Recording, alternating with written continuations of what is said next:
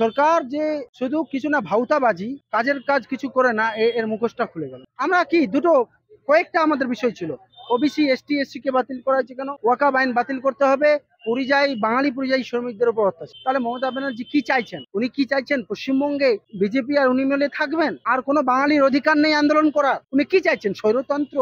এটা কি স্বায়ত্ত শাসন ঘোষণা করতে চাইছেন? এর তীব্র নিন্দা জানাচ্ছি, বিরোধিতা করছি। আর এই সরকারকে আমরা দেখিয়ে দিতে চাই যে আগামী দিনে এই আন্দোলন একদিনে থেমে যাবে না, এটা আমাদের কিন্তু প্রতিদিন চলবে, অনির্দিষ্টকালীন চলবে। আর সরকার আমাদের সামনে, সরকারকে আমরা বাধ্য করব এই আন্দোলনকে করতে দিতে। এই সংবিধানের পক্ষে আমরা লড়াই করছি, সংবিধানের পক্ষে আমরা আছি এবং সংবিধানকে বাঁচানোর পক্ষে আছি। আর এই সংবিধানকে আমরা কলুষিত হতে দেব না। এই কালো আইনগুলোর বিরোধিতা আমরা করেই ছাড়বো। বাংলা হান্টের আরো খবর দেখতে নজর রাখুন। বাংলা খবর মানেই বাংলা হান্ট।